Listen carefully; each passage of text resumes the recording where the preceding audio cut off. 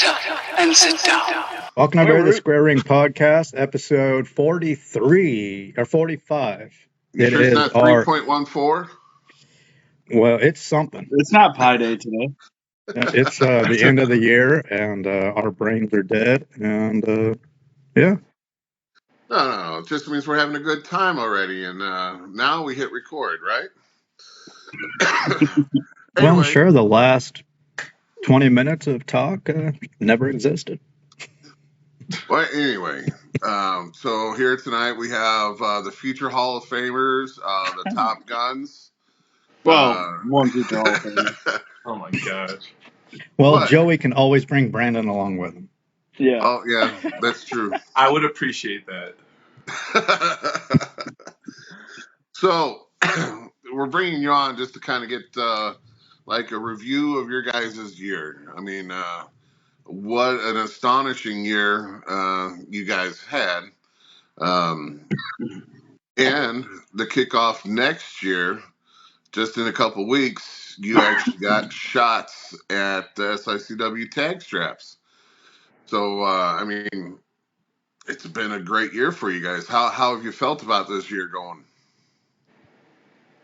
Man, I mean, there's just been so much going on. I mean, I feel like every other week me and Brandon are going somewhere wrestling, or every month, like we're staying busy. I mean, that's right. You know, for everyone who doesn't know, you know, besides SICW, King Brandon drags Joey down to Memphis and other places, New Breed.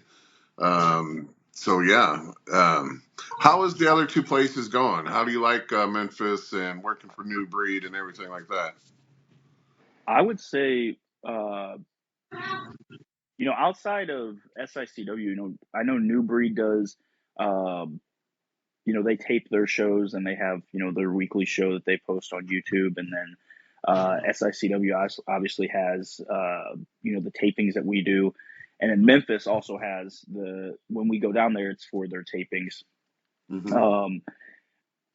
So all around, like out of the all three of them, like we're getting really good experience with like working, for working in front of cameras.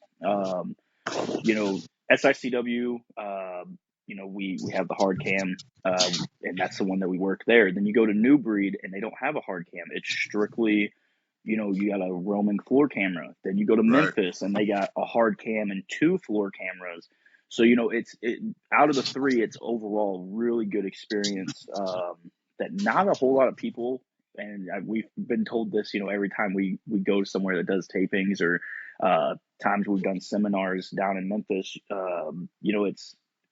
you always get told, this is stuff that not a lot of people at this level get experience doing. So that way, when you go to, a tryout or a developmental, contract or whatever the case may be, and you have to know how to work TV, being at this level and being able to do stuff like that is kind of setting us up to already be a step ahead of most of the people going to those, that would be there at the same time as us when that time comes. But overall, SICW, is obviously our home. And you mentioned the 13th, we got the opportunity to win the tag championships, which this will be round 2 for us. First time around, we were not so lucky, no pun intended. Someone got their nose in business they think they should be sticking their nose in, but when you're a manager, your ring, the ring is not your business. Your business is on the outside of the ring. So Joey and I have said before, next time around, which will be on the 13th, just a little warning to Lucky. If you decide to get in the ring, we will treat you like we treat wrestlers. So I would advise you to stay on the outside of the ring. And I would advise you to get in because I really want to see that. Lucky, if he remembers last year, he stepped foot in the ring whenever I was tagging with Bob, and Bob gave him a nice right hook to the jaw.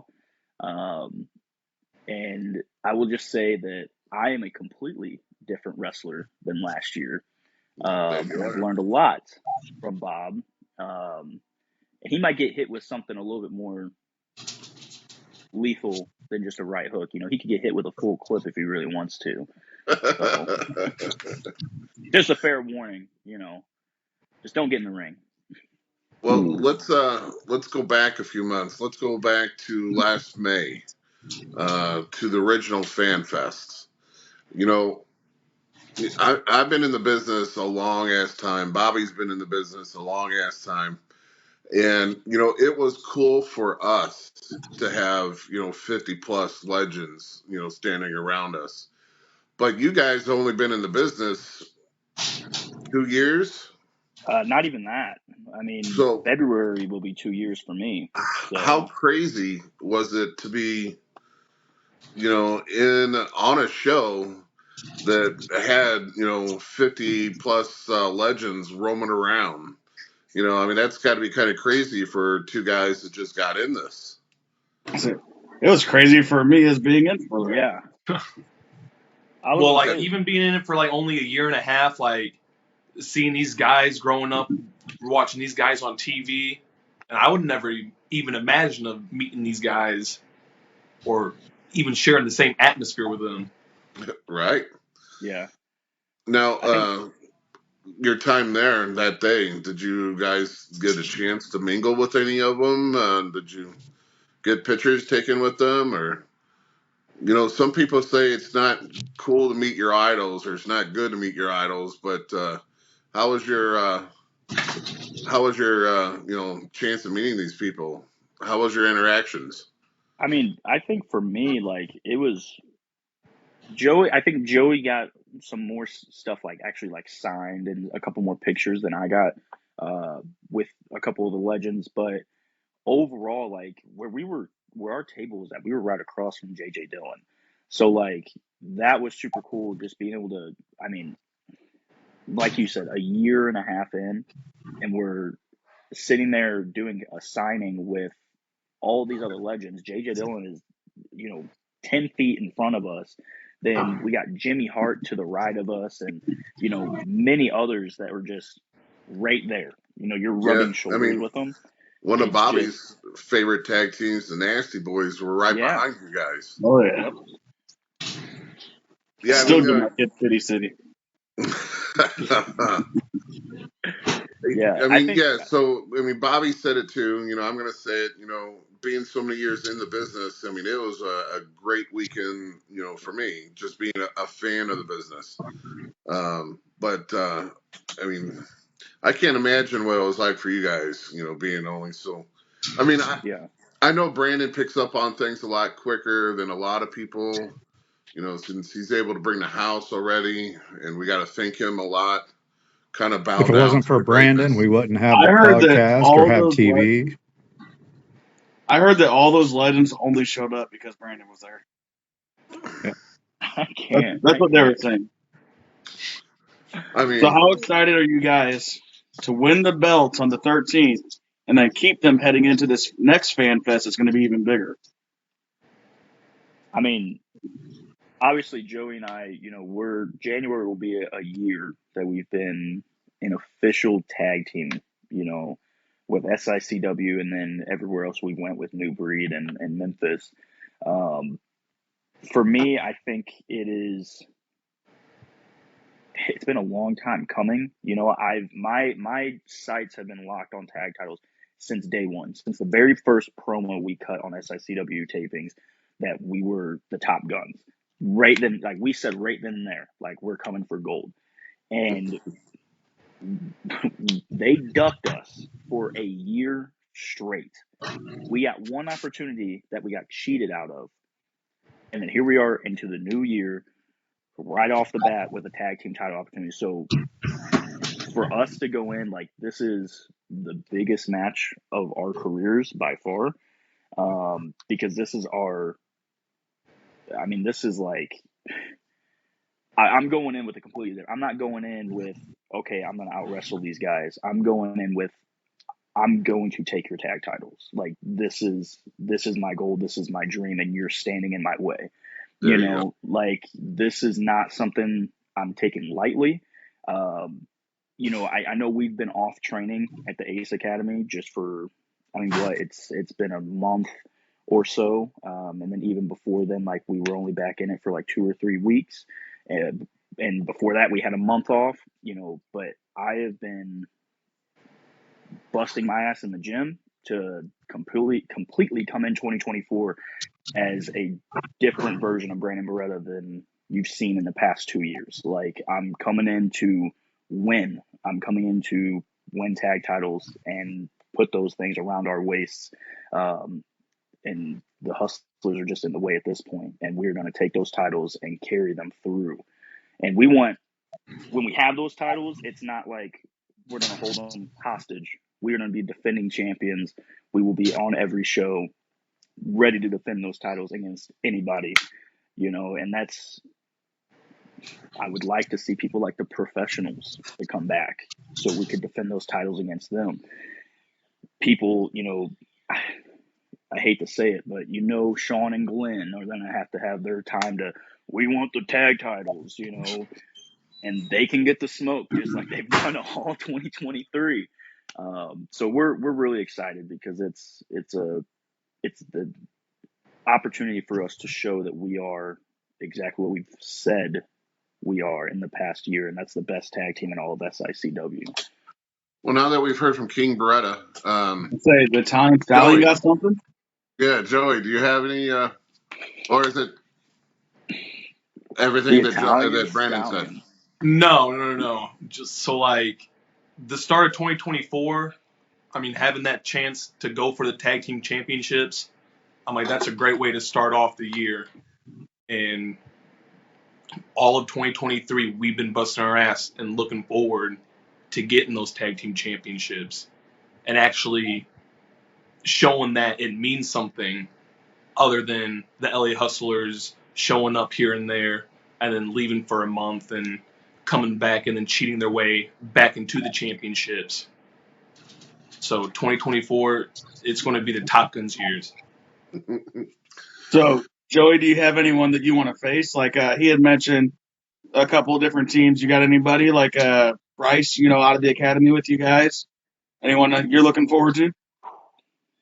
I think if Bryce and Sean decide to tag with each other, we could see what happens there, but they probably need to put in a little bit more work. Those two are vastly uh, different personalities. I was just throwing his name as an example.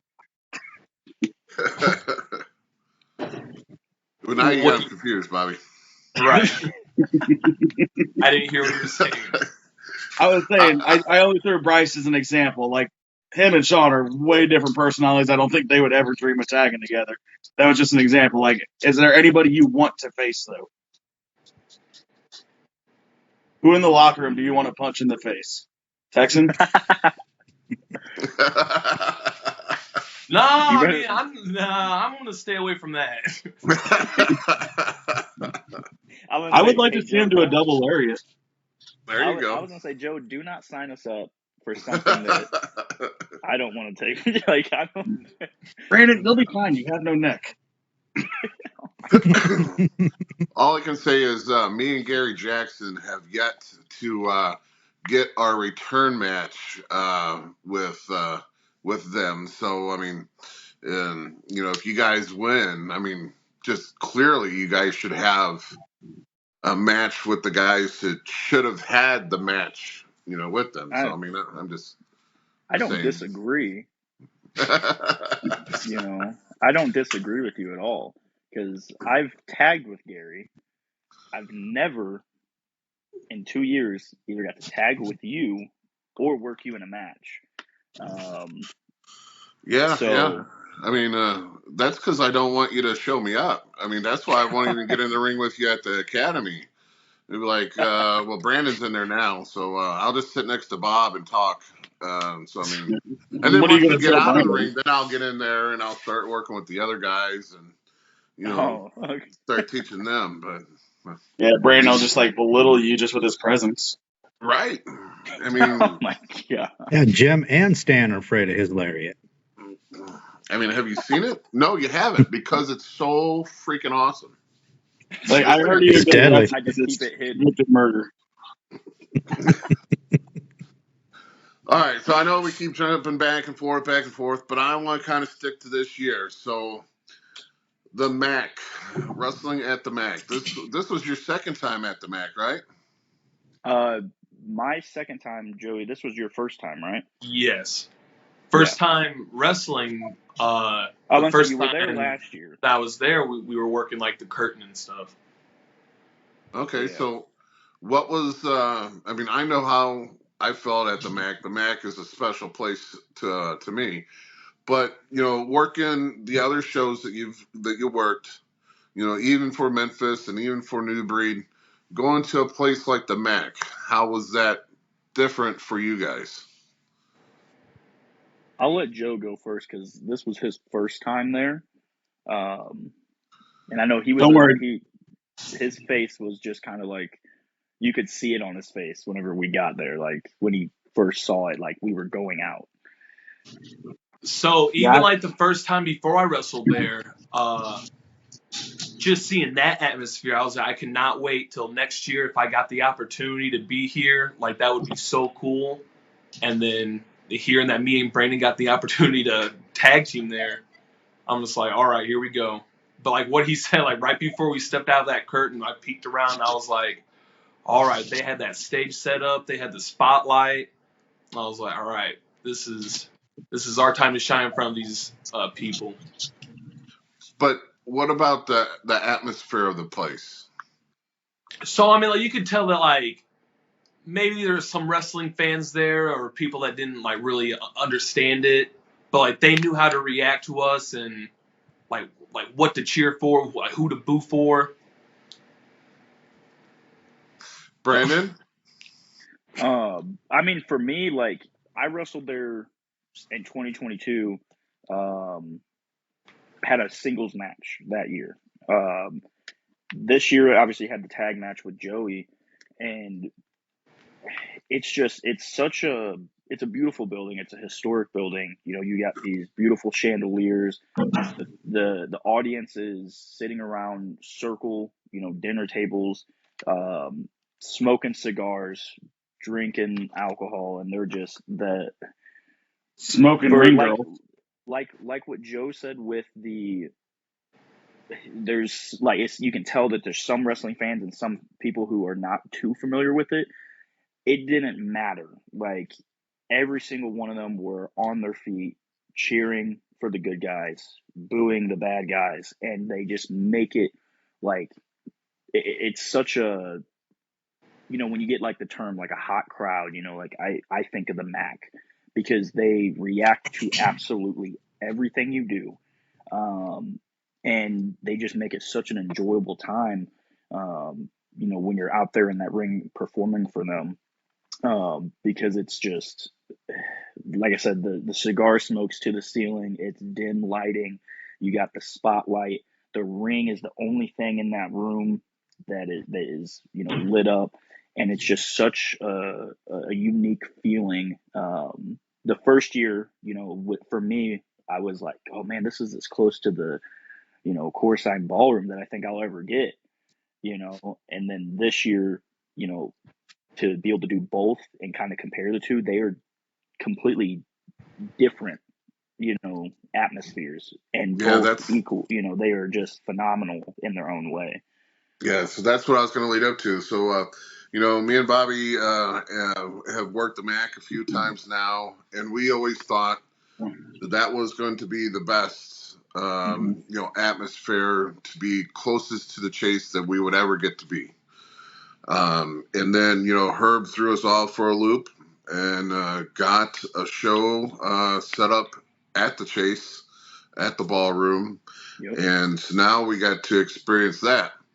Again, which I got to team up with this great tag team there.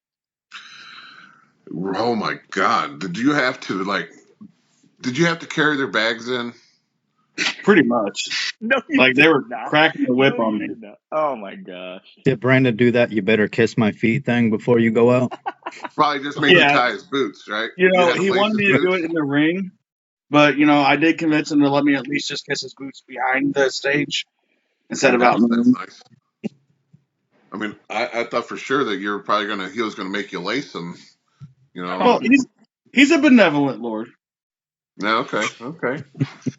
So anyway, what I was gonna say is, that was the Mac has always been like our top show, atmosphere wise. Kind of what Brandon said. It's a dimly light ballroom, chandeliers glowing, cigar smoke filling it up.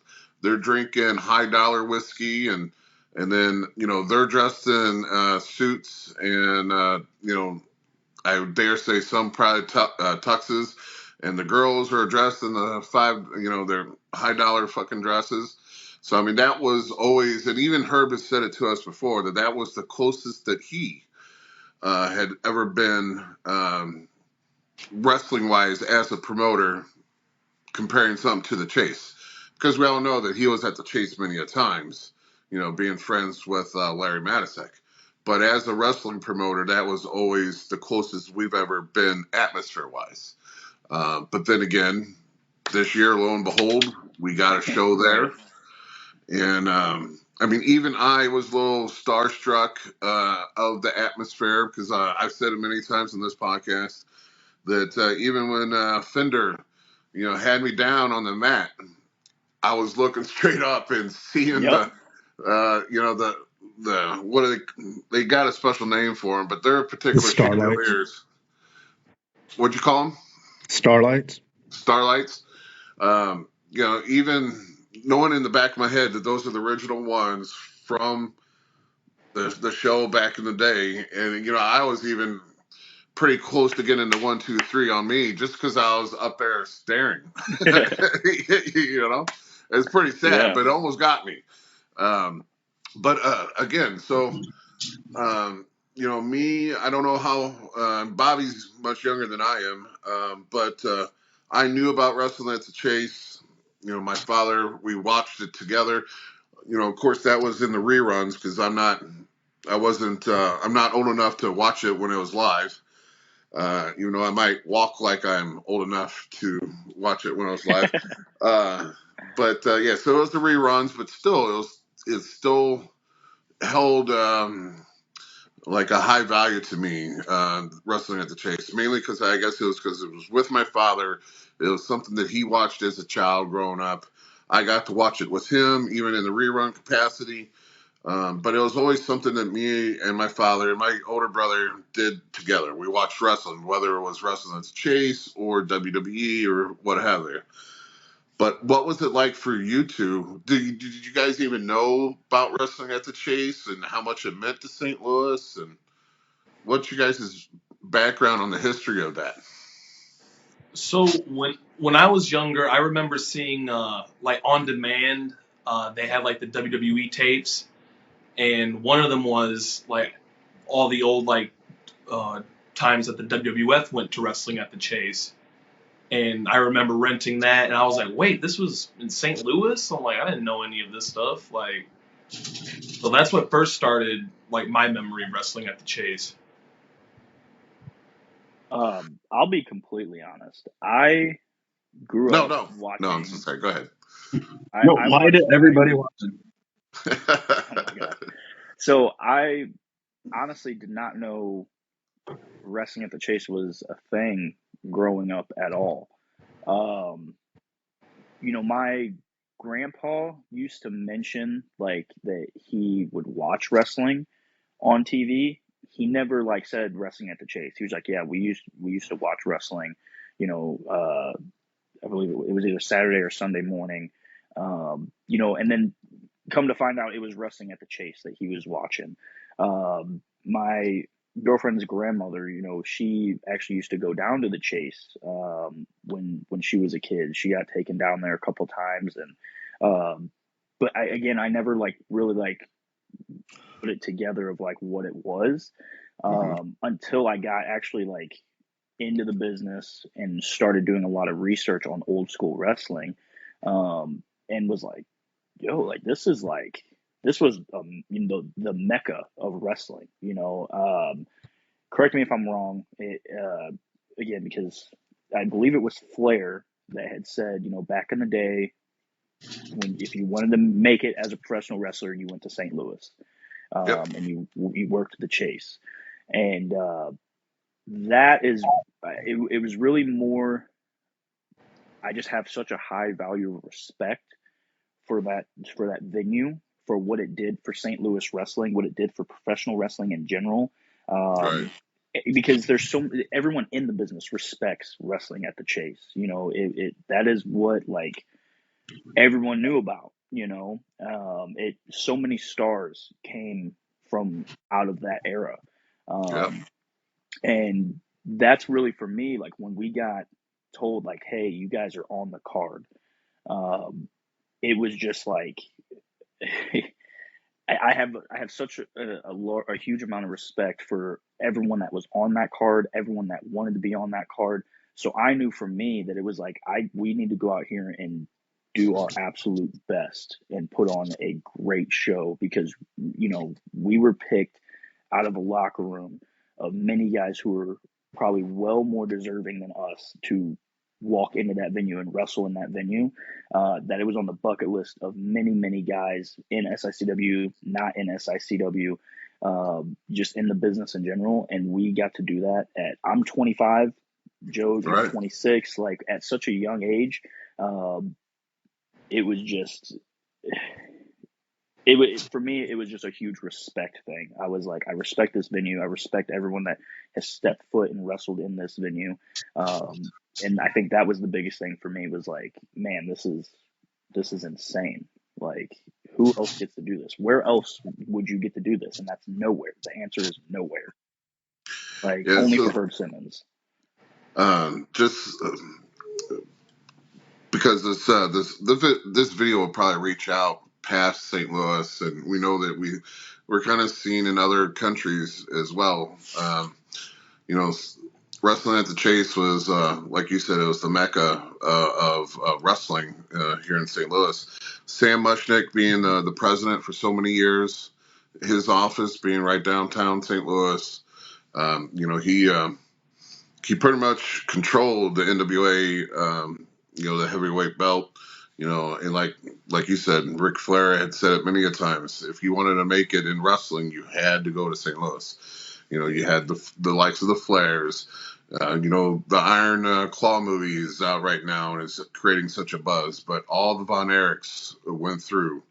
You had Harley Race go through. Lou Thez, big part of wrestling altogether, came through. He even had his own promotion here in St. Louis.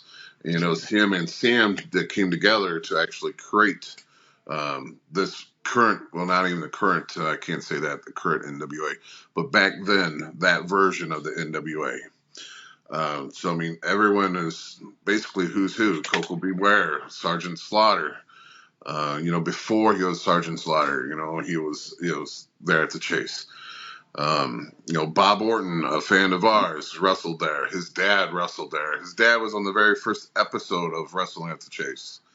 It's always been the who's who.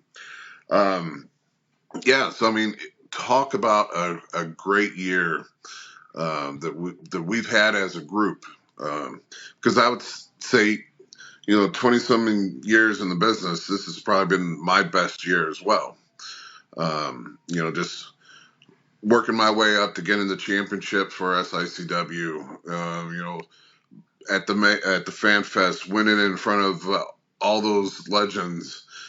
Some of those legends were in the audience with the regular fans watching the show, which is just crazy.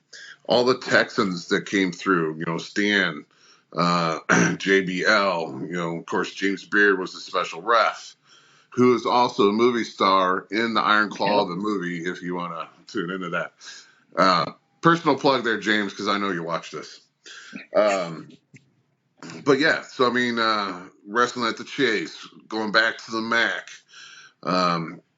it's just been a fantastic year. And from what I heard, this coming up year is just going to be as crazy. So it's going to be interesting. Out of everyone of the legends that you were able to meet throughout the whole year, because besides the May show, we've all actually had legends come through, like Jake the Snake.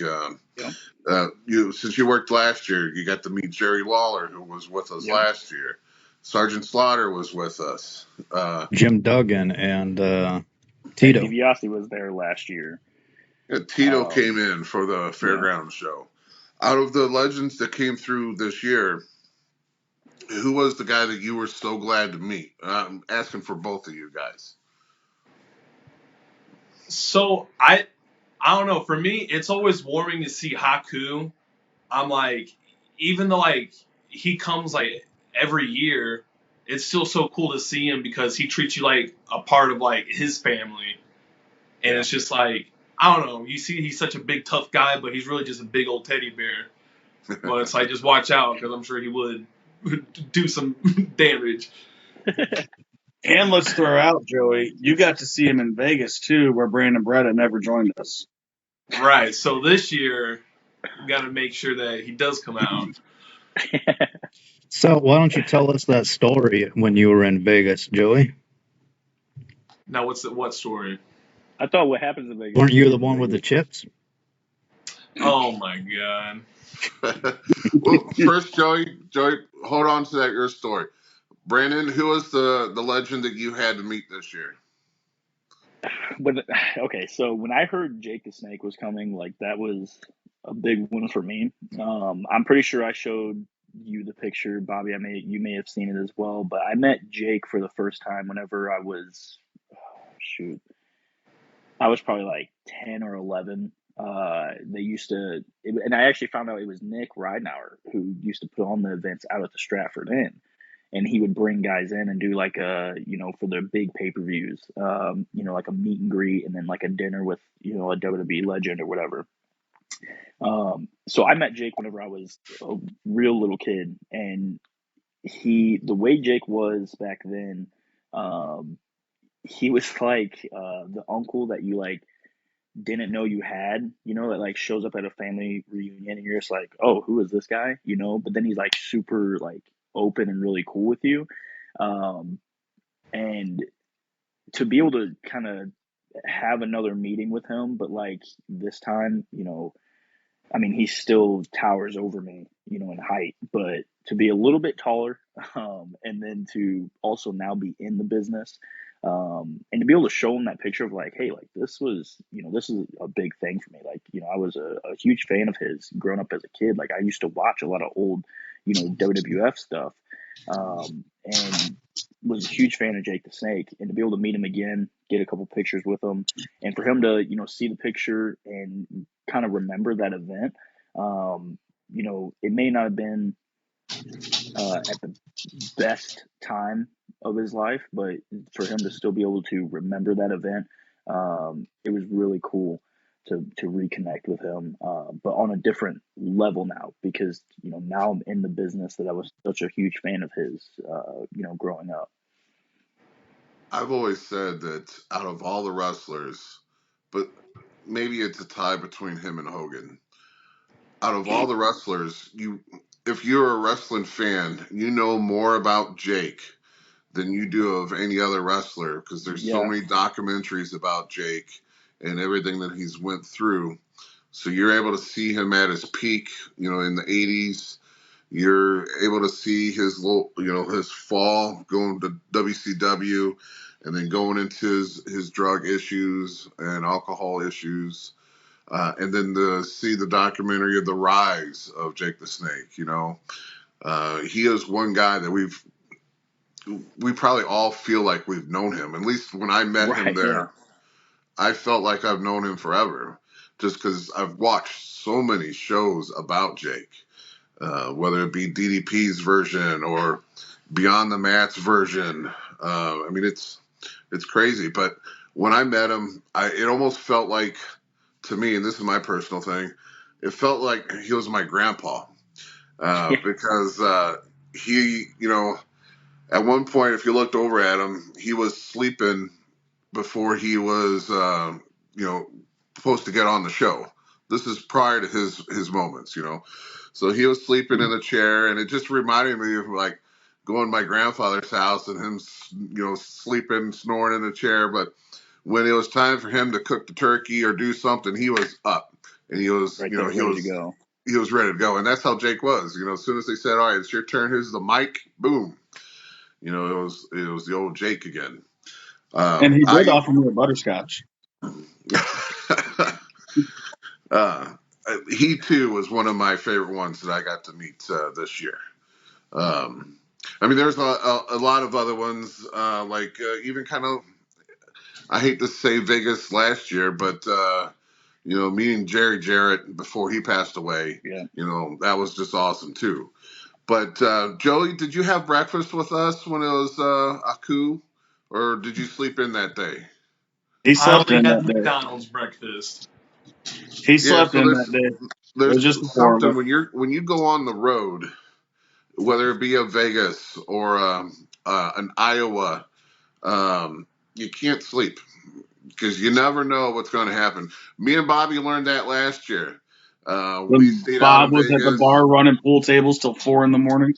Oh, Well, man. not even that. We stayed up as long as we could. Everyone else was saying that they were going to bed, so we were like, "Screw it! I guess we'll go to bed." You know, probably I think it was like 3:30 every time that we went to bed. So you know, we went to bed, and then we found out that Bob snuck back downstairs and woke up a whole group, and then they ended up going to some bar down the street. And That's you where know, he was running the pool table at. this had to be like 4 or 5 o'clock in the freaking morning. You Yeah. know, so when you get the opportunities to go to these places, you literally can't sleep. You got to be on the ball at all given times.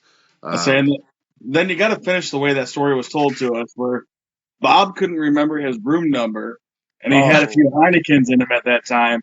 So his idea was, well, he remembered his floor number. I He'll heard just this. knock Yeah, on every door on that floor at 4 or Right, 5 right. in the morning. And you know, so the night, well, I guess the morning that Joey slept in and had McDonald's, you know, me and Bobby sat and ate breakfast with Haku, and to get That was a surreal moment. yes, to get that moment with him where he was talking about the business and he was talking about how he's gone to other locker rooms, and then our locker room is such um, so different from other locker rooms. Like he feels like we are, you know, clicking on all cylinders, and we're all a group together. We're not, you know, there to kill each other, and the last one remaining is the king. You know, I mean, even right. you know, we do have to bow down to Brandon, but he's not, you know, he's not Haku level yet. I mean, he's getting close. I mean, he's one probably gonna eyeball be. pull away. I mean, he's already working with the people that work for the NWA. So I mean, that 10 pounds of gold, I can see it's going to be in his future at some point. I mean, it's just got to be. So, um, but yeah, so I mean, the moments that we've had this year has just been crazy, and you know, if the rumors are true, this coming year is going to be crazy. I mean, just the people that you know Herb's already announced for this Mayfest. Um, you know, I personally, you know, I always said I was a WWF kid / E. So just get one of the versions of the Doink clown out there. You know, I don't know if Bobby remembers this, but there's been so many people that wrestled as Doink that one of our first shows that me and him were both on. Maybe you weren't wrestling yet, No, but I there was a remember him Doink. there. Yeah, there was I a Doink remember the it. clown that wrestled for that show too. And you know, everyone claims that they were one of the original Doinks, and I don't even know if this guy was or not. Um, Yeah, I remember looking up this guy's name, and not much came up. yeah, so but just to meet one of the guys that you knew was Doink the Clown, and even Harvey Whippleman, you know, is going to be there. Which, you know, if you guys watched The Young Rock or had watched it, you realize how much he was involved in getting The Rock up to the WWE. You know, it's I like it that it's a mixture of people that you don't really know because they weren't really in front of the camera a long time, but to hear the stories about what role they played. Harvey Whippleman, of course, he was on the camera side of WWE. He was a manager for a lot of the wrestlers. But to know the role that he played in The Rock, with him going up, wrestling in Memphis for Lawler and Jarrett, before, I mean, he was already signed to WWE, but just for that road that he had to travel with him. Did you guys ever watch that TV show by chance? Yeah, I watched a little bit of I it. didn't. You didn't? I don't have like I just have YouTube TV. So like I'll be honest, I'm not a huge sit down and watch TV. Like I don't really find too much time. Like I watch even like when it comes to like current wrestling, like I kind of just like skim through it real quick to like see a match that I wanted to see, And Well, I then get that, and that's how I did it as well. But The Rock is someone that I watched, in that yeah, Attitude Era. So I don't think I've made it to where it was like the premiere of the episode, but I always found a way to track it down and watch the show. And it sucks that it got canceled, but knowing yeah, The Rock with the money he's got, he'll probably bring it out somewhere else at some other channel. But it was nice to see the behind the scenes, and that's really why I caught it, because I knew some of it was made up for TV, but there was a hint of truth in each episode somewhere. Kind of like the Iron Claw. Us three were able to see that movie before it came out, just as like a media blitz thing, and all three of us caught different things that they didn't put in there, or that they put in there in the wrong spot. A great movie still overall, but I think there was a guy that I quoted from before. Bruce Pritchard said it the best. He said that it's a movie based on their lives. So that little part in there, based on, it's not a true story. It's not a documentary. It's based on their lives. So right. that gave them the free will of taking stuff out, putting stuff in for the benefit of the movie. So overall, it's a great movie, and I would love to take both of you guys to go see it, because I know we talked about it, getting the whole Ace Academy together, and I would still love to do that one day. But Definitely, I haven't seen it yet. yeah, I mean, it's a great movie. James Beard, said it wasn't a wrestling movie, but I would have to say it is a wrestling movie, because it revolved around wrestling. Even if they didn't have too much wrestling on the movie itself, Yeah. like match wise, but the whole movie was based on wrestling. But Yeah, and all the feedback.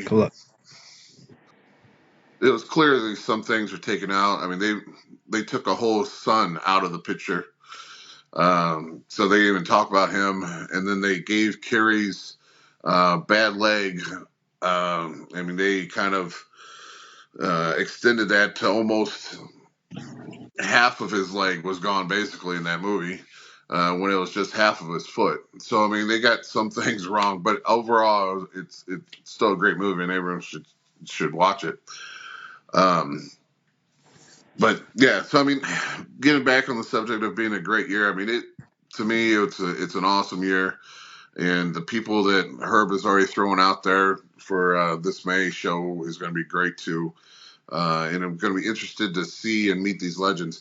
Now, I thought I was smart that I stayed in the hotel the whole time with the legends, and it was cool. I got to see a lot of things, but even I made the stupid mistake of going back to my room at night, because they stayed up pretty much all night and was drinking by the ring. When the bar closed down, they just went somewhere else in the same hotel and just drank there instead. So, Bill Henson got a picture of JBL and Gerald Briscoe, drinking next to him and next to the ring. Of course, this was after the bar was closed, so he got this cool experience with both of those guys. That no one else did, because everyone else thought, oh, well, the bar's closed, I guess we got to go to bed. But Rookie mistake on my part. But you know, this JBL year, doesn't sleep. I tell you, this year it's 2 days again. So I'm going to be there all weekend again as well. So who knows what's going to happen? Great time. Oh, I'll we're be gonna sleeping on your have floor. Expected.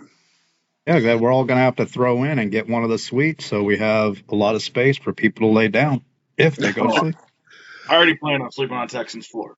Well, I tell you, so last year, you know, Darla, everyone knows Darla. She was just on SICW's YouTube channel over the weekend. Her room and Barbara Goodish's room, because I think they went in together on their room. That was the room to go in at night. So that's kind of crazy. So, you know, we went up there. I think it was Bobby. Did you go up there? I did. Okay, so me and Bobby went up there, and you had a Haku on the floor drinking. You know, you had other wrestlers coming in and out. You know, Joe Briscoe was up there. His son was in and out of that room. And you know, it's so crazy to stay in that hotel room, and it's a small. You know, it was a suite. But there were so many people packed in there. You know, you would think we were all in our 20s again. You know, throwing this, man. you know, kegger or something. There was so many people in there. But it's the stuff that you get to see when you're a wrestler and you're on the card and you get to travel around and see these different things that happen. And again, I can't believe you guys, you know, less than 2 years in the business and you get to see this stuff and meet these people. I mean, it's you know, for you guys even going for the tag straps for the second time, you know, I couldn't tell you how many years I was in the business before I won my first strap. You know, of course, you know, me being a big guy, 300 pounds most of the time, over 300 pounds most of the time. And, you know, I couldn't tell you my height when I first started because I definitely shrunk since then because you know, the back compresses. But you know, so I was always used to winning like the Battle Royal Championship, you know, because each place had before Herb had actually set out and made a trophy for the Bruiser Brody that Bobby currently holds. You know, there was always been a belt, you know, the Battle Royal Champion, and you know all the smaller promotions that I wrestled, you know, for, and even MMWA, I was always the guy that you know that was able to win those.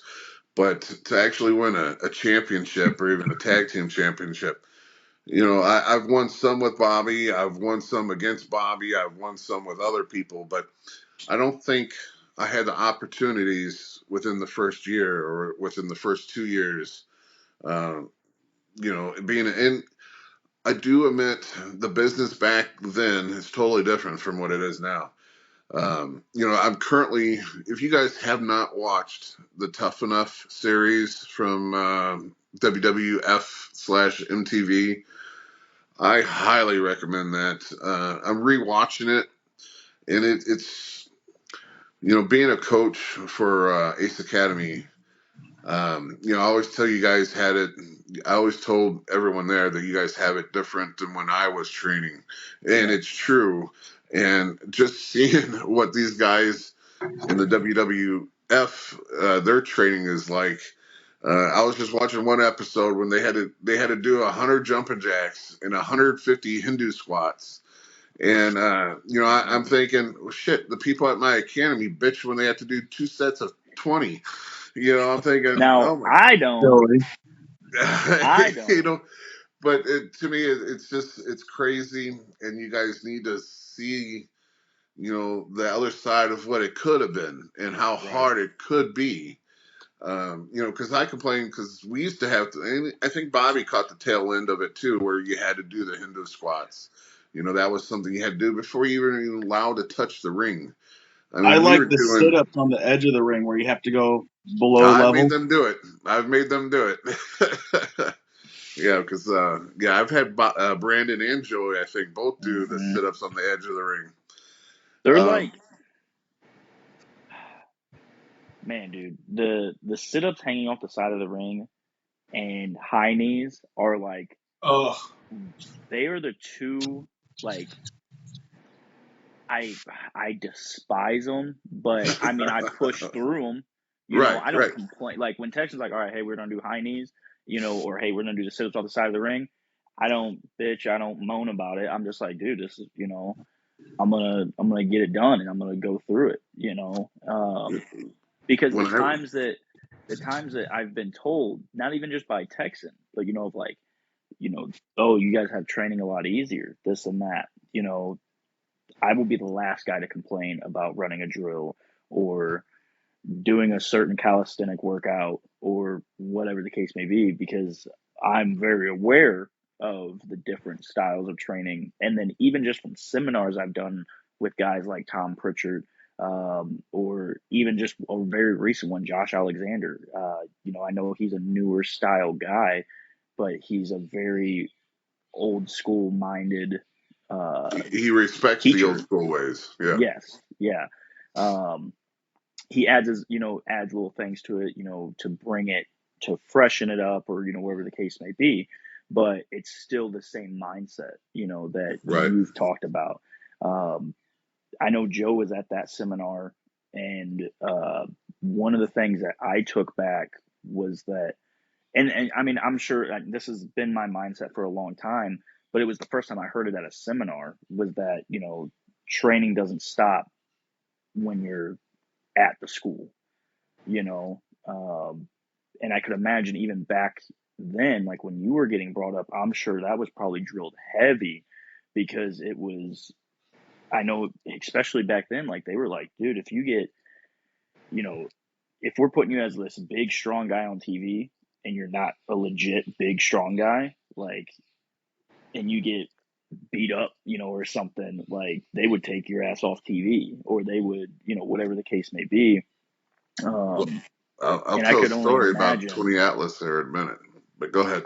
yeah, I could only imagine, like back then, like the amount of calisthenics that were done, and the shape you had to be in, where now, like you said, it's a lot easier, on Well, I people. mean, we used to have like an hour's worth of calisthenics and running before we even were allowed to step foot in the ring.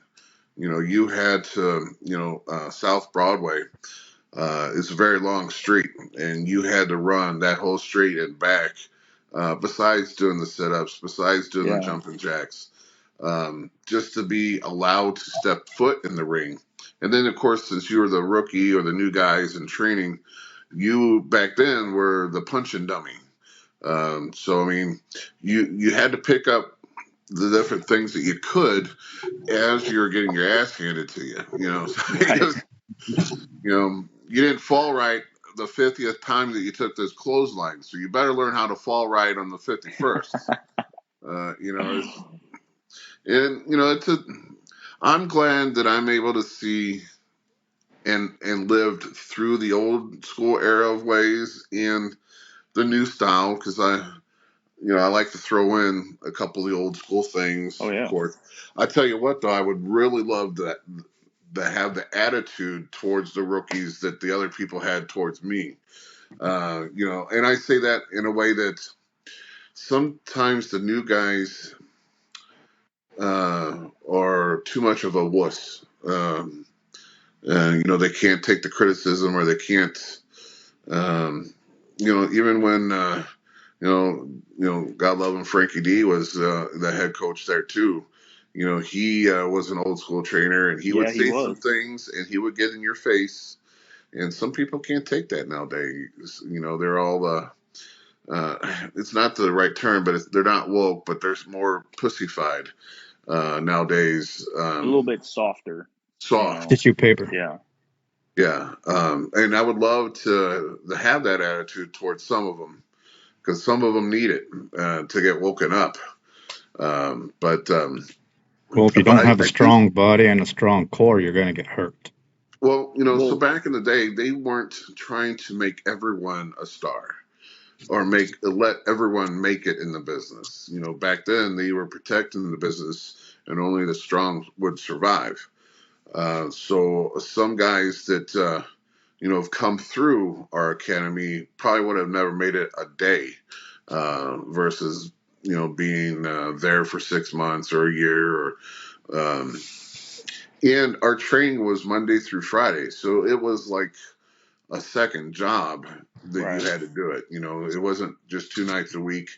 And Absolutely. it was never shut down like ours is, shut down for parties and different things. It was Monday through Friday, and you still had to be there for the show days and work the shows. Even if you're not on the card, you still, that's a thing that we even try to continue on. Some people don't stick with it, but that's definitely something. So, it was, even when you're in training, it was your second job. Of course, it was the hobby that you loved, so you were willing to do it back then. But yeah, it was a Monday through Friday thing, and they took notice if you didn't show up all week. They took notice if you're only there once or twice a week, and kind of like Kerry Von Erich's dad when he said there's a ranking and everyone can change the ranking depending on who he liked that week. It was the same thing there. It was a buddy system, and if you weren't there, they took that as a very big negative. But I love what I'm doing now, being part of the next generation. And I think that's probably where I'm going to end up, eventually, because we don't all have vampire blood like Gary Jackson, where you can be in this business for 150 years and still look like you're 20. Some of us grew up and get injured. So I'm glad. I'm looking forward to just continuing that academy after my days of wrestling. Not that I'm saying I'm over. I'm still the champion right now. So Yeah, you can't retire yet, Tex. can't You still retire got a yet. belt. But then again, I could retire on top. That might be a thing. No, but Man. But we're an hour in, so I have a question for both you guys. How's your wrestling knowledge from the past? You feel pretty confident with it? It varies. I'll give my best shot. Did you watch last week's episode? I saw the clip of Sean. So And then yeah, said no. little segment that we're doing now. Bobby wasn't even here for it last week, I don't think. So basically, we had 10 pictures of different legends and a crazy gimmick that they had at one point in time. Okay. And we All right, were just so testing the knowledge if they could guess the wrestler and who it was, and the name of that wrestler at that time and who it actually was. all right, guys. So welcome to Name That Gimmick. We're going to test your knowledge, and eventually, because more and more people like it, we're going to offer prizes where a fan submission, which we actually have one this week for you guys from a fan named Master Aurelia, and give you prizes, give one of those as well in the future when it goes. A little bit something different. I'm going to show you what they're best well known for or their name, and then a gimmick that you may not know. Oh, they might get it easy now then if you do it like that. Well, a lot of them with their real name and their pictures, you would never know who they were. Brandon, I have high hopes for you. Oh, no, don't do that to me. Joey, not so much. What is that? Oh, gosh. Already. All right, Joey, we just have right our as first. We have our first one. Name that wrestler. That's Crispin Wall. All right, now. I say, you take away all of his outside the ring stuff, he was a phenomenal wrestler. Mm-hmm. Yep. Now name that gimmick. I know it. Bobby knows Brother, it. Come on, guys.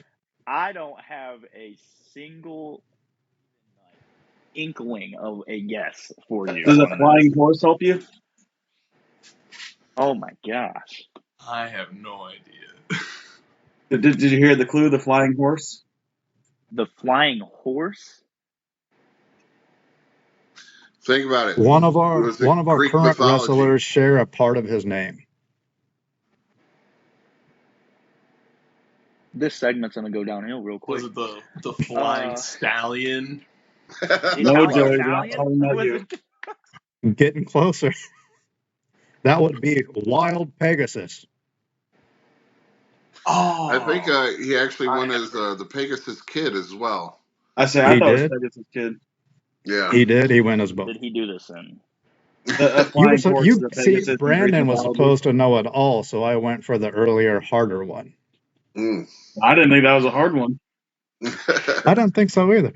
I'll give you a softball one here. Who's this man? No, that's Big Boss Man. All right. Now his gimmick is this one's a little bit more rough. What is it? Hang on, go to the picture on the right. What is that? Looks like the background of WCW. Is that what that is? That is. This is a WCW. This is one of his most well-known outside of Big Boss Man. Oh, dude, I'm going to have to pass this one to you. I don't. Big Bubba Rogers. I feel like I've heard that. What year in WCW was this? Was this mid 90s?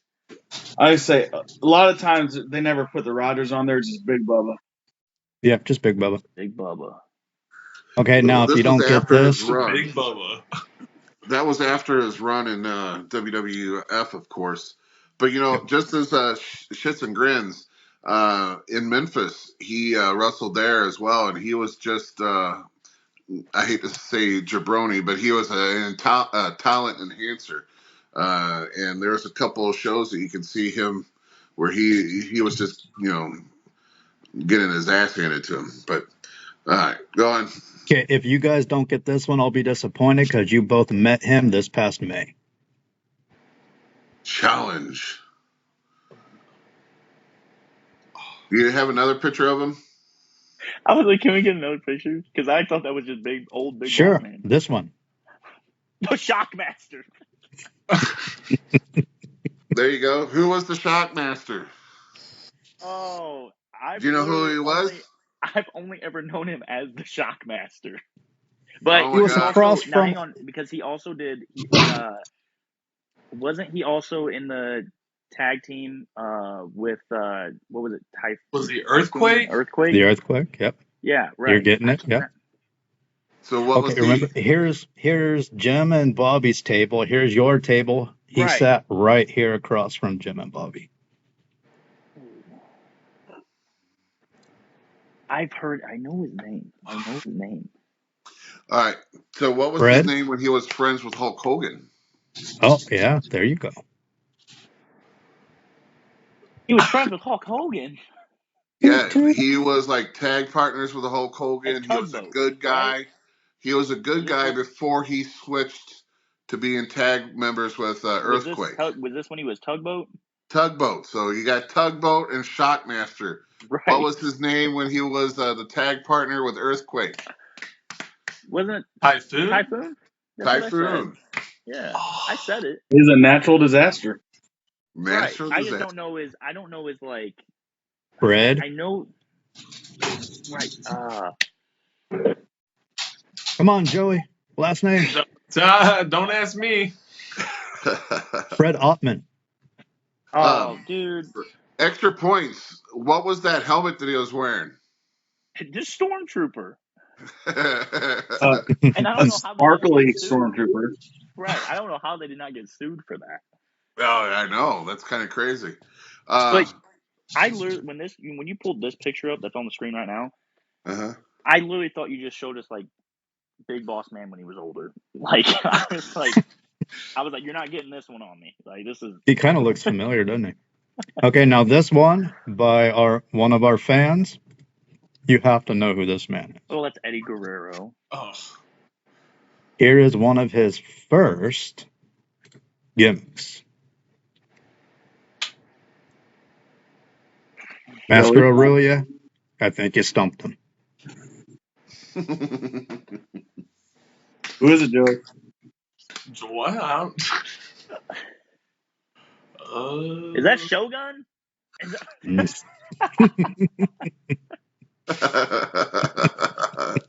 It's actually close. It's pretty close. It's got to be Shogun. Pretty close, yeah. Look at the top of his head. Is that like some Egyptian logo? What is that? Oh, the cat. The cat. I'm looking at the logo on his forehead. I don't know. They like to call people like Young Panther or something like that. El Tigre or something. El Tigre. It's like Jean Grey. Team Grey. Earl T. Oh, man. Black Tiger 2. It's one of his first gimmicks. That was a hard one, though. It's like all traits. That's, the Mexican gimmick / he could have probably used that in New Japan as well. The thing it's harder for those guys that are, like Eddie Guerrero, who would travel the world and not just be in WWF or WCW. Okay, for the Texans to consider you guys a part of the St. Louis Bruce squad, like Jim and Bobby, you have to get this one. Oh, God. Oh, well, that's Bruiser Brody. Bruiser Brody. Don't tell me he wore a mask. God dang it. What? Don't tell me he wears a mask. He did. That is scary. What is that? Dude, I would not get in the damn ring if that guy was. Bro, it's like, is that like a white ski mask with a white cowboy hat? That's exactly what that looks like. That is what it is. Opposite colored Zodiac killer is what I get the vibes of. Like, that dude looks like he's trying to take my head off with, like... Bro, unless they're like Buffalo Bill or something. So, dude, this one was yours, Jim. Behind this character, he used it a couple times, but it was a character that, because Brody had to live up to that Brody name. Mm-hmm. So sometimes he used that character to be able to wrestle and not be Brody. But there was also times where he would do like a loser leaves town type of situation. And this was for WCCW where one of those times happened, but they still wanted him on the card because a lot of people don't know he was a booker at some of these places that he wrestled. So he would wrestle there as well, but he would be under a mask. But no clue on the name? White Zodiac. I don't know. Even though it's white, it's totally different from the name. What's his name, Nate? Red River Jack. Would you guess that? Everything's white? That, dude. And what's funny is we've talked about this gimmick of Brody's many, many times. Well, that gimmick was actually used in SICW a few years back. So if you ever look back on YouTube to SICW, you can trace that. I think it was probably about 5 years ago that gimmick was used. Really? Yep. Mm-hmm. Okay, here's another one of Jim's. Oh, bro, I literally just thought about this today. Who is it? Terry Taylor. You got it, Joey. Yeah. And now, name that gimmick. Oh, the Red Rooster. There you go. Perfect. Bonus points for you both. Hey, a little side story on Terry Taylor. TNA is in town, and it wasn't the one where I was because I had the privilege of working for them behind the scenes a few times. But one of the times I'm just a fan. I'm in line, and I can't even remember who I was in line to get an autograph from. But I got that guy's autograph, and then I looked over at Terry. I said, "Can I have your autograph too?" And he was stunned because he was like a producer then, not in front of the camera. And he goes, "Do you even know who I am?" And I said, "You're Terry Taylor." And even the guy that I was in line to get his autograph from was kind of shocked that I knew who he was. And so, yeah, I got Terry's autograph too. But yeah, that's awesome.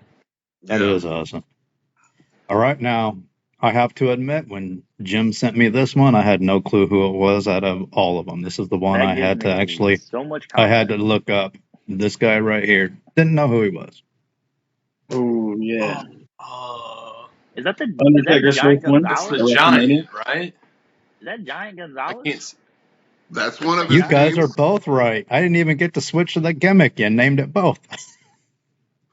But what was his I name don't in know. this gimmick? Yeah, what was? I couldn't tell you. I This just was recognize his before face. WWF. This was in WCW. That's where he debuted.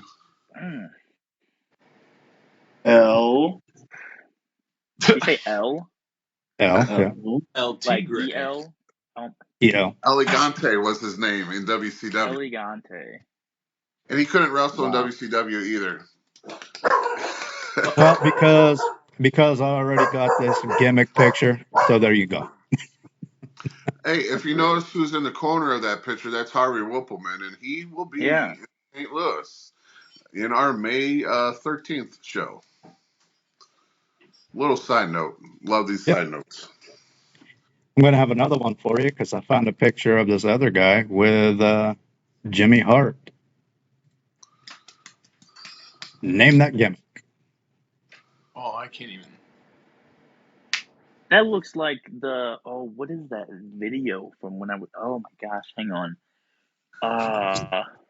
Can you see his face Is a little that better? old Greg? That looks like old Greg? That's old Greg. I'm old Greg.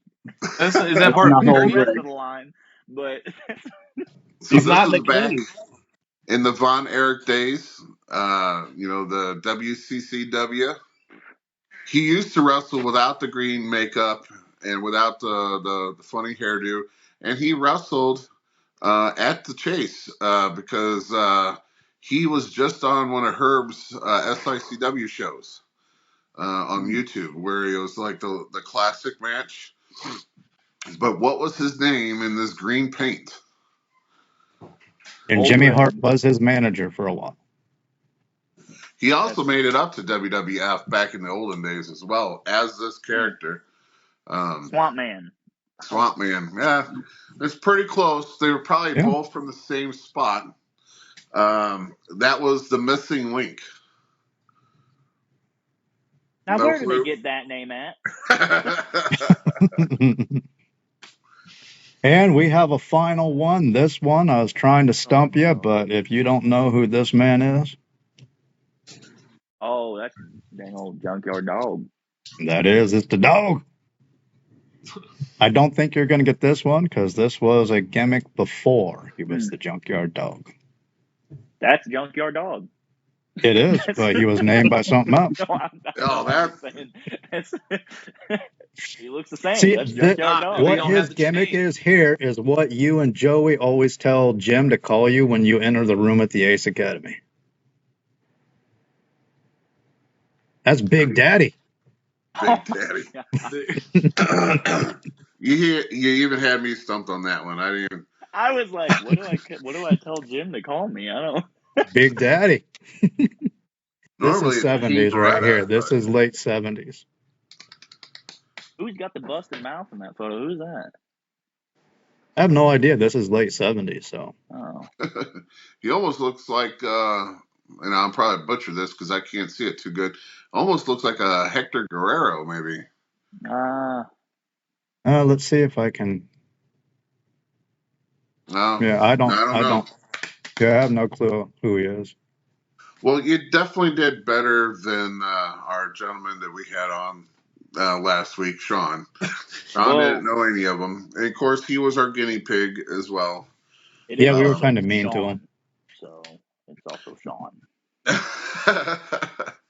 No, you guys did pretty good. I mean, you knew. I felt like we did not do that good because there was a bunch of them that I was like, yeah. I still say, Nate, that we should do it like we did last week, where we put in the gimmick that they were supposed to guess on who it was. I feel that giving them who it was in the first picture, asking what it was in the second picture, kind of throws it off. I think the only ones that I would have got if you would have did it that way would have been Red Rooster, Shockmaster. The rest of them, I would have like, dude. Like, if you would have threw that picture of Eddie up or even Benoit, like, I would have been like, yeah, I don't know who any of these guys are. Like, it's, hey, let's give you like an extra point if you can get this. Who was the Shockmaster's voice? I know this one. Did from the Fred not do his WCW own guy. voice? Fred didn't do his No, own he did voice. not do his own voice. I did not know this. I thought he like literally just had like one of those like bad voice changers, you know? Here, I'll give you a clue that it was an I'm, Anderson. I'm gonna It was guess what? Michael Hayes. You said Well, Anderson. Was it I Ole? said I'll give you a clue that it was an Anderson. Was it Oh, I Ole? didn't hear that. It was Ole Anderson. Really? Yep. That's wild. And I did not know the that. funny thing about it too, if you go YouTube that particular scene where he falls through the wall instead of going through the wall like the Kool-Aid Man, at some point you can hear Ole.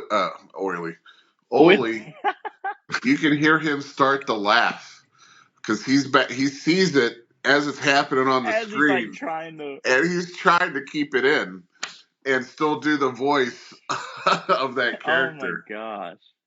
Yeah. But the funny thing is that was supposed to be this Billy Badass Yeah. that was going to join Sting and Lex Luger's team to take on the Four Horsemen, and he falls flat on his face.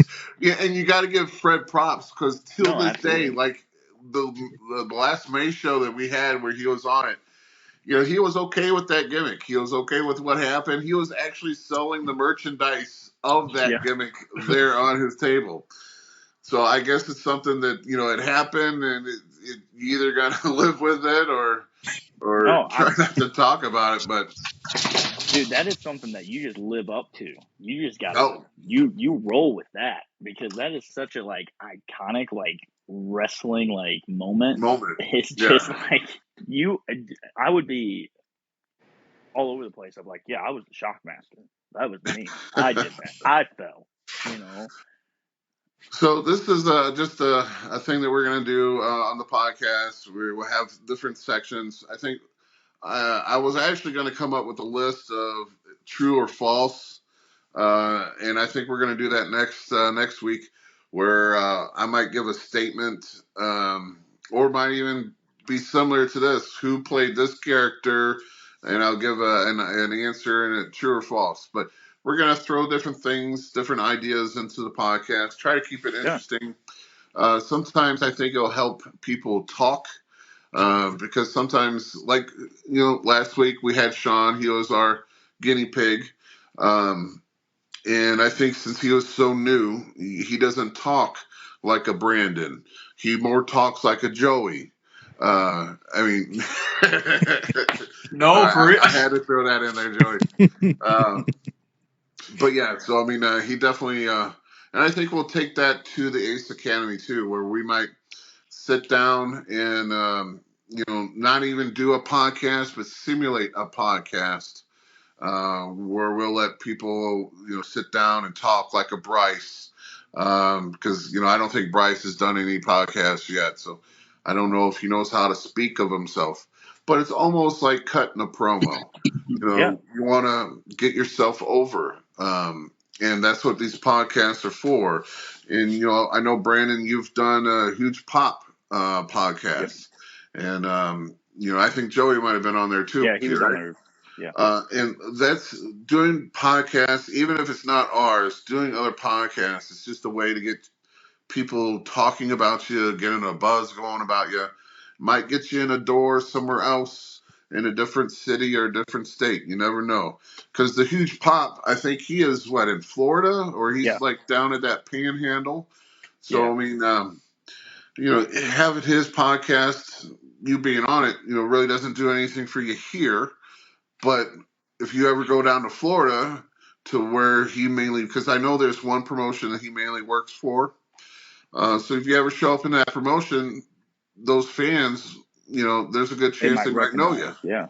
Yep. And vice versa when we have people on from other promotions, like, you know, even since James Beard is a movie star now, you know, he was a Texas referee, and so not that many people in St. Louis knows him. But now that he's all bigwigging out in California, you know, he is probably well known here in St. Louis, and he's doing a return again. Plug May 13th. You can catch him in St. Louis again. He'll be one of the legends signing autographs. But it's just a good way to branch you guys out. You learn to talk about yourself, learn to get yourself over, and like I said, might open a door somewhere else for you guys. So podcasts are great. Just remember, I would tell you guys, don't sit there and be like someone who said, well, give me $60 or $70, $80, and then I'll come and do your podcast. You can save that for when you sign a contract for the WWE or AEW. But as you're going through the system and trying to get your name known, don't fucking charge people for that. Get on the podcast, get yourself over, get yourself to another door in another company. Use this as a stepping stone. I'm just saying that, not that because me, Nate, and Bobby absolutely. run this podcast, but you got to think outside the box. Any way to get yourself over. So enough of this year. Enough of the King Barretta, the awesome Joey, or whatever. What? What is the goal for the Top Guns in 2024? Man, I think the main goal is those tag team championships, and then of course more long drives all year, more states, more promotions, and just showing our face more. Absolutely. Is there any promotions that you want to go to? Do you know any of them off the top of your head, or what states you want to go to? I mean, I could give you, if you wanted, like, just give me just two. Around here. I'll give you two around here. Mid States WLW, two that I've really wanting to get down to. I would say outside of like Missouri, Illinois, one that I'm really looking at. Well, there's two that I'm also looking at. They're both currently NWA territories, but one is Exodus Pro Wrestling, and the other one is Joe Kazana Promotions down in Tennessee. Another one that just popped in my head is APW, which is down in Arkansas. That one I know a fair amount of people that work that show. Joe, we just worked those Salem twins down in Memphis. One of them works there pretty regularly. My buddy Buck Skinner works there pretty regularly. So I could give you a list of ones that I want to show face at, and get some exposure at. But big thing that we've been drilled into our heads is always quality over quantity. So that's why, even just looking at last year, we had some opportunities to go to other promotions that we did not make our way out to. 2024, the Top Guns, a promotion that you will see us at, is going to be Trailblazers out in Kansas City. So that one we're excited for. They got a good group of guys out there, and some good talent that we definitely look forward to locking up with, out of the Kansas City area. So that should be a fun one as well. And Joey, I guess you're going to ride along with him, or is there a particular state that you want to go to? No, so I feel like every time that we go to a new state, like say that we went to Memphis, it's like a big spider web. We make more connections, and that just goes to the state next over. Yep. And that's the goal this year, is to go to these new states and then hopefully make these connections just to make it spread out some more. Yeah, I'll just throw this out, not just to you two, but through everyone who's watching. If you're a wrestler and you go to a new state or a different promotion, don't be a guy who sits in the corner and doesn't talk to anyone. You want to be a guy, and it's just respect too, and hopefully it's not lost everywhere, but you want to be the guy who shakes everyone's hand when you first get there. It's just a respect thing. It's something I learned back in the day, and I encourage it. Mainly, Back in the day, it was a thing that when you shook a person's hand, the way you shook their hand meant something. Oh, yeah. And we kind of got away from that, which is fine because, back in the day, they expected you to shake a person's hand very lightly. And that meant that you would take care of them in the ring. And if you shook their hand, like a normal man's handshake, that means you're a little stiff and they should watch out for you. Which to me is kind of stupid. If you're a guy, shake your fucking hand like a man. Who cares how light you fucking grab the guy's hand? So I'm okay with that going away. But the respect thing, if you're brand new into their locker room, you should go around, shake everyone's hand, meet them, talk to them, make those connections, because those connections are the key for you guys to go places. The promoter too. And don't, I'm going to say it's obvious if every single wrestler hates on a certain promoter. So like if there's a promoter that everyone that you hear about don't work for them because he doesn't pay you, you might not want to go work for that promoter. But I'm going to say if you only hear it maybe once or twice, go work for that guy. Yeah, give it a shot. Because you got to make your own experience with that promoter. And maybe that person didn't get paid because that person sucked. Or they didn't follow what the promoter wanted. So, if you didn't do what the promoter said, maybe that was your consequence. He didn't pay you. But there's a difference if 200 people say, don't go work for this guy because he doesn't pay. Obviously, don't go work for that guy because he won't pay. Yeah.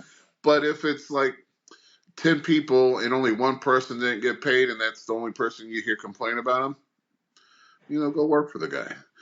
But pay attention to your home, your home promotion. You don't want to fuck up your home promotion. So if they have different, rules that all the wrestlers for that promotion follow those. Don't screw up your home promotion. That's what I'm trying to say. But, Well, yeah, because I was going to add on to that. I've heard Herb say it to you guys, but also when Herb and I have talked, where he says every time you guys go to a new promotion, you're an ambassador for SICW and the St. Louis area. So you don't want to go out there and be an ass. Right. Absolutely. And I tell you, I've been some places where I've seen a person, I won't mention names, but this guy I will. No. This guy is a legend, kind of. He's right up there. He's got the status. But man, he was such an ass. So you don't want to. And man, I don't want to say anymore because it'll give it away. But you always got to represent yourself. And you two do a fine job because you come into the locker room. You're probably the best dressed people that come in the locker rooms. That's a thing that I think that's gone away as well. Most people get comfortable in their locker room and then they just come as they are. And, I've done that and I've that's the shameful thing for me. But you dress for the job you want. And I tell you, you're going to get looked at if you come in and you're dressed nice versus a guy who will just show up in, slip-on shoes and gym shorts or whatever. But I feel attacked. You feel attacked? I feel attacked. But yeah, so I mean, just good things. I hope the best for both of you guys. You definitely got the groundwork to make it. You just got to put yourself out there and keep shooting for it. A lot of people give up. This is a hard business to keep going. And sometimes you feel like you can't get to the next top, but that could be because you're not trying to spread your wings. So, and sometimes you run out of money because not everyone's got a great job like Brandon Barretta where he can work from anywhere and go to all these places. But, I don't know what you're talking about, Jim.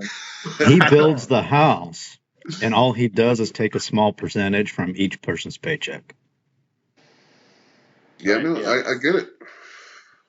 No, I actually got a kind of funny story on that. That job, I actually no longer work for that large company. Oh, wow.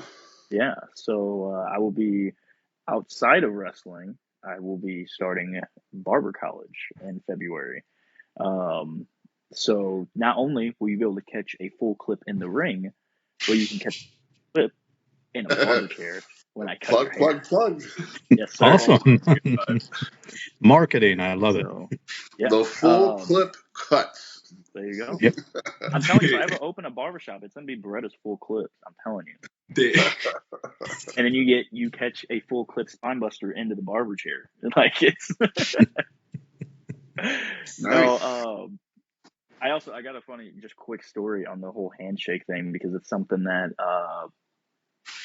Frankie D was training at Ace. You know, it was hammered in like, you know, you gotta loosen your grip up. The first time I ever met Bob, and I shook Bob's hand, shook it with a normal handshake. First thing he says is, "Am I allowed to say like what rating Say on this whatever. show?" Okay, he oh fuck kid, you're gonna have to loosen that up.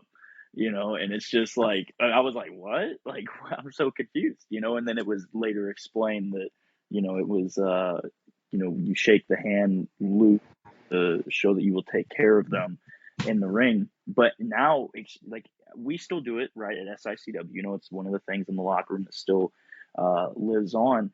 But like I'll be honest, everywhere I've been, Memphis, Cleveland, Newbury, like wherever, um, everyone's going in for that firm handshake, and then I give like the soft old school handshake, and the reaction is either like, "Oh, you're old school," you know, or "What the hell was that?" You know, those are the two. Right, right. Like, Why this pansy so shake my hand?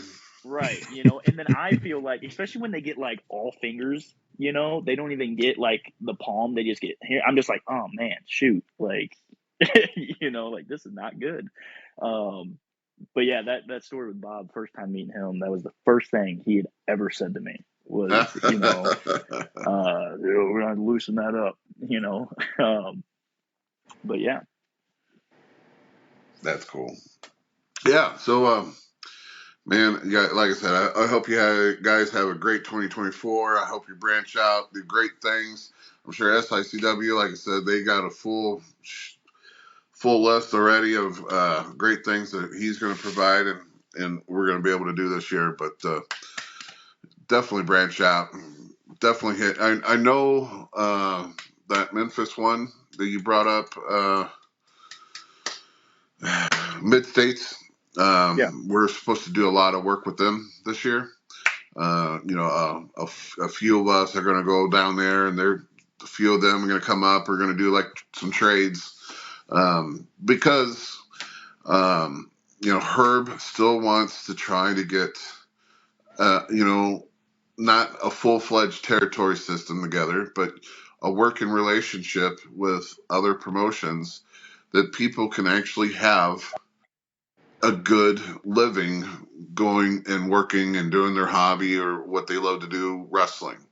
You yeah, know, unless you make it big where you're signed, or you make it where you're out there and you're still independent, but everyone knows that you're like one of the top draws in the independent.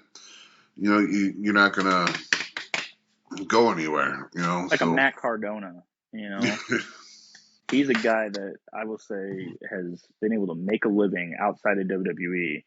Now, obviously, you know, using, you know, fame from WWE to right. continue that, but And still you know, you can say he be able took that to, from a Cody Rhodes. Cody Rhodes, I think, yeah, was the first one that actually stepped out and was able to make more money on the independents than being in a WWE contract. Because he didn't have a McMahon taking his money. Well, and Matt Cardona even talks about it if you ever watch his interviews, where he talks about being good friends with Cody, and even to this day, he's good friends with Cody. But he kind of took that from Cody. The only thing I won't agree on that Matt Cardona has spoken up lately. Because if you search YouTube, he had this video that he put out there about how you should not sell yourself short and make as much money as you can, and how you should be shooting to make more money with merchandise than even the money that you were booked for on the show. That you should be, making, and it's a good video to watch, because he talks about not having T-shirts. T-shirts are a thing of the past. If a person wants a T-shirt, send them to a website. Sports tees, or your own Pro website. wrestling tees or whatever. Yeah, and they can buy it there. Because it's too much for people, especially like for him, to hop on an airplane and have 2 other bags full of T-shirts that he's going to try to sell.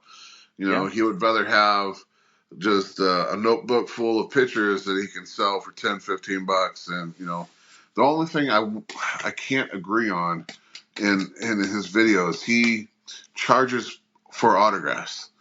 And this is just not, I can see charging for autographs if it's like, buy this picture and an autograph, get a little combo deal.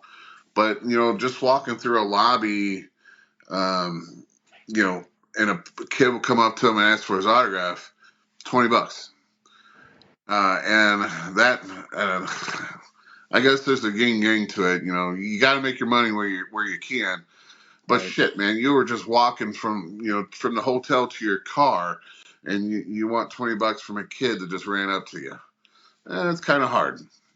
But more props to him that he can put that aside and charge that $20 and get an extra tank full of gas. And the fact that people are still paying it, Yeah, obviously they are, because otherwise he would have stopped. Right. He was like, but this people ain't are working. paying for it. Yeah, so it is what it is. But all right, January 13th, guys, come out, see the Top Guns, win the tag straps, and also we have the Vampire Night Train Gary Jackson. I think I seen him in a Roman fresco not too long ago, from 2,000 years ago, wrestling. Taking on the international assassin, Attila Khan, in a cage match, steel cage match. There will be blood, people. Oh, I'm sure of it. Hopefully not Gary's. So there's hopefully not Gary's. There are only 3 matches on that card. Well, 4 matches. 3 matches that I know of. So we got that one. We got the Top Guns versus the LA Hustlers. And then I know my match. It's me putting the belt back on the line against Peyton Ayers. So that's going to be a return match. Trying to get a little payback from the whole Fireball incident at the Little Devils field when him and his manager got one over on me. Luckily enough, they weren't able to get that belt that night, but they did get I got the little flame ball thrown in my face and got a little scarred incident off of that. But so he gets another shot. I get a little bit of revenge. So it's all good. So we got that one. We have Top Guns, and then that Attila versus Gary Jackson steel cage match. You can't go wrong with that. Yeah, so it should be a good show. I know I've had people contact me. I've had about 13 people contact me for tickets already. You can always get them at the door. You can always get them on sicw.org. They sell the tickets on there too, so you can reach out to them. Herb Simmons, he is a master on Facebook, so you can always reach out to Facebook. He's on there every day, all day. So I will be defending my title at the 13th as well. Oh, you're putting the Central States up? I will be defending against Superstar Steve Fender. Ooh. Yeah, I think everyone just said that. That's going to be a hard match. Dude, we've had our goes for a while before. Last time it culminated in a lumberjack match, so we'll see. Huh. Well, I tell you, Brandon knows a little about Superstar Steve too. Now they got one over on Superstar Steve's tag team. Not necessarily that you pinned Superstar Steve, but you pinned his tag team partner. Yeah. who, unfortunately, you guys made retire that night. No. No? That's what I heard. We didn't make anybody retire. I heard he was so beat up, he said no moss, and he was gone. They brought out, a lot of what it was is Bob Orton's guys versus Harley Race's guys. So it was Steve Fender. What was his tag partner? Good old Derek, man. So Derek is. I'll say this about Steve too, because I said it in a promo that night. We respect the hell out of both of those guys. To wrestle Derek's last match was an honor of ours. Also, but you guys didn't know it was his last match until you beat him, right? So therefore, you guys retired him. Because you and Jody just might. You and Joey just might make the St. Louis Bruiser Squad. So Jim and Bobby. Steve and Derek, we've been going back and forth with them for a while back then, down at New Breed. Both of them being originally trained by Harley Race. It's the building we wrestled in there in Eldon, Missouri was also the building that Harley always ran when he was running WLW. They used to run the academy, the Harley Race Academy, right across the street. Right across the street, yep. That evening, there was a bunch of Derek and Steve's buddies that were there. One to mention would be Trevor Murdoch. So to be able to wrestle that match in that building with people like that present was a huge honor. Derek and Steve, they're two of those just, and Bobby, you already know this about Steve. Jim, you've wrestled Steve. He is just an old school. You better grit your teeth when he's throwing a punch because it's in there. Right. Same thing with this chop. Everything he does, he's just old school, and he's there to beat you up. That match ended up going into a no disqualification tag match by my choosing, which soon after I made that decision, was probably not the best decision because that just made them go, insane. They were like, oh, it's on then. But we ended up coming out on top. Tune into New Breed Wrestling to watch that match. Won't spoil anything here, but it was a great match that we wrestled. Obviously, like I said, we did win. I won't say how. You gotta watch for that. But Derek and Steve are super old school guys that I would just say on the 13th, Bobby. I know you hit hard. Steve's gonna hit hard. So we're going to find out who hits harder, and that's a match that I'm really excited for from a technical wrestling aspect, but also just from, you two guys being hard hitters like that. So, well, that's the thing with Steve. Like, he can wrestle every style. As you said, he'll hit hard. He'll do technical. He'll do the Indian Deathlock. He's got tricks upon his tricks. Yeah. I'll put a little twist on it just to to take back my remarks. They didn't retire him. It was planned for him to retire that night. Of course, I'm sure he would have wanted to retire pinning or winning that match, and Brandon took that away from him. So now you're gonna make me a bad guy. So he retired not winning that match. Oh my god! But Derek is a great guy. I've met him before too. I've wrestled in that building many a times, so it's a great building to work in, and it's always cool to go outside that building and look up across the street and know that that's where Harley Race's academy was. And that town was known for Harley Race.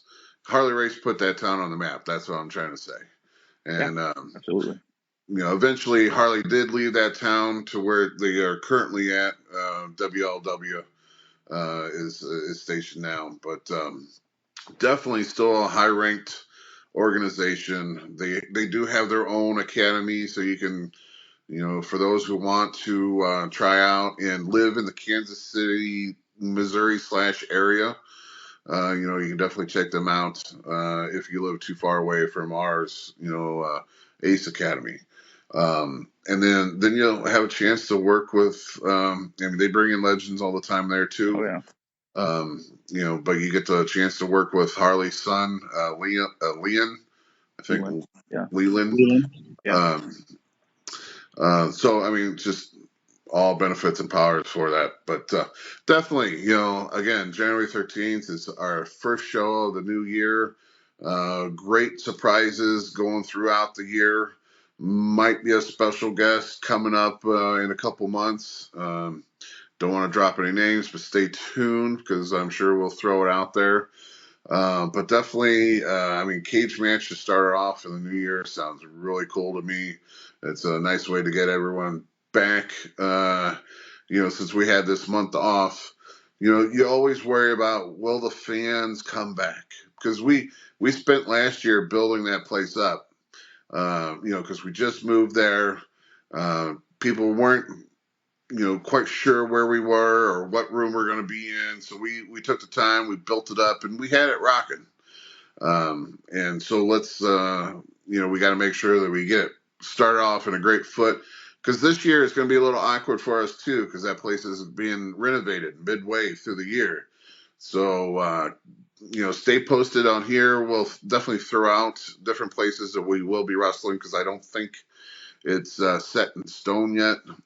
Because I think the fairgrounds, it's either in May or June that place will start being renovated, and we're going to get moved out of there for a while. So, we'll keep you up to date. SICW.org will keep you up to date. So will their YouTube channel, SICW All-Star Wrestling. And of course, word of mouth. Everyone here will be spreading the word on where we end for the end of the year.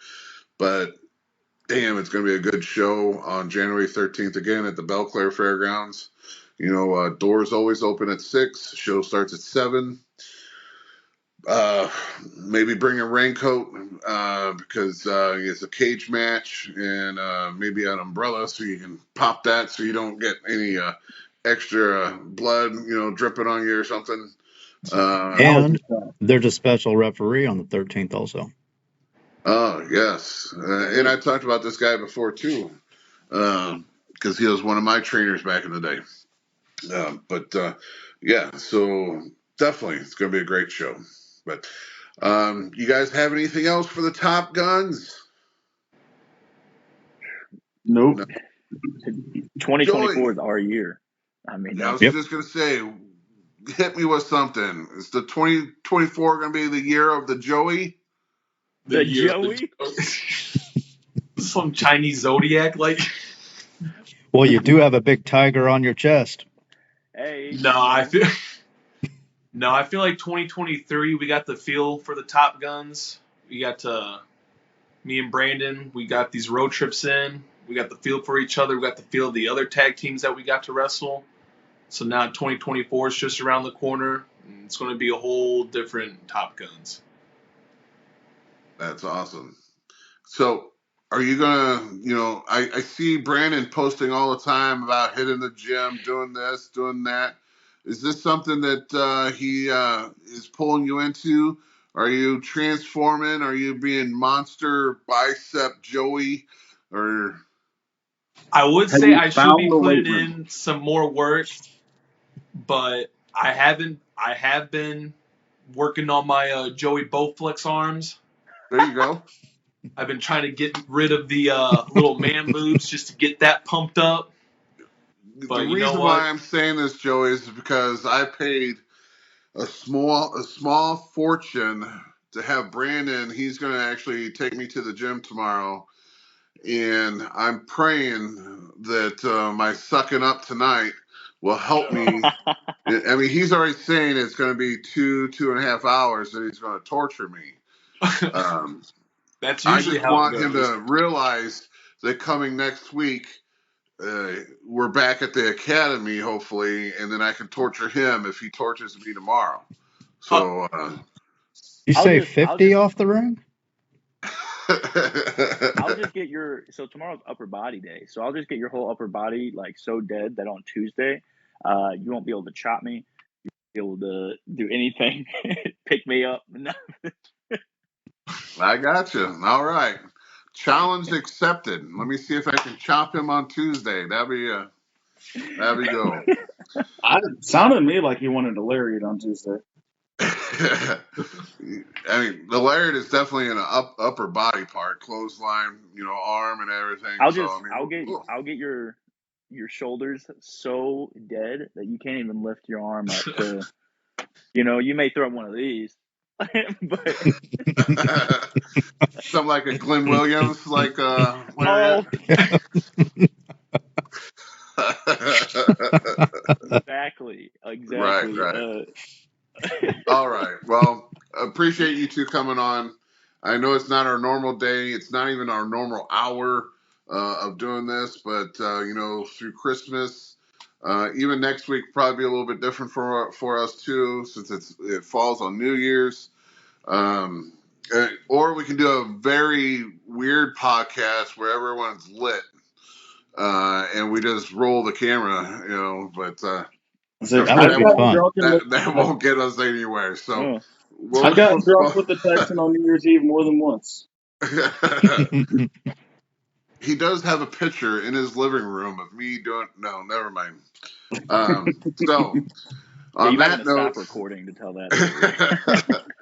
On that note, thank you guys for being on the Squared Ring podcast with us. It's always a joy to have you guys on, because I think we've got you right when you first started, and now that you're this big tag team together, even though we do give Joey some shit, Joey's a great guy. He's your yang to your yin or whatever it is. But thank you guys, and definitely guys, if you besides you guys, if people out there watching this, again, I say it every time, if you guys like what we're doing, please like, comment, share, subscribe, hit us up, let us know. I mean, we've had videos get so many views, it's just crazy, and then some only get a few, and then like last week's episode, I think we got more than I thought we were going to get, since Sean was such a brand new guy, but he's kind of got more than some of the guys that we've got on that's had years in the business. So it's kind of crazy what you guys are watching and wanting to see. So hit us up, give us a comment, tell us what you want. Hopefully the little games that we are going to start playing, Name That Gimmick or True or False, pull some of you guys in and get you guys interested in this podcast. But again, like I said, this is a stepping stool for local wrestlers or any wrestlers that want to come to the St. Louis area. So if you guys are out there in Florida, Texas, New Jersey, hit us up, hit either Nate or me or Bobby up, and we'll try to get you on. That way you can get a foot in the door into St. Louis. But again, guys, thank you for coming on. It's always a pleasure. But thank you. I'm calling it for the Squared Ring podcast. Thank you for tuning in, and we'll see you next week. You guys have a good night. See you next week, guys. See you guys. Have a good one. See ya.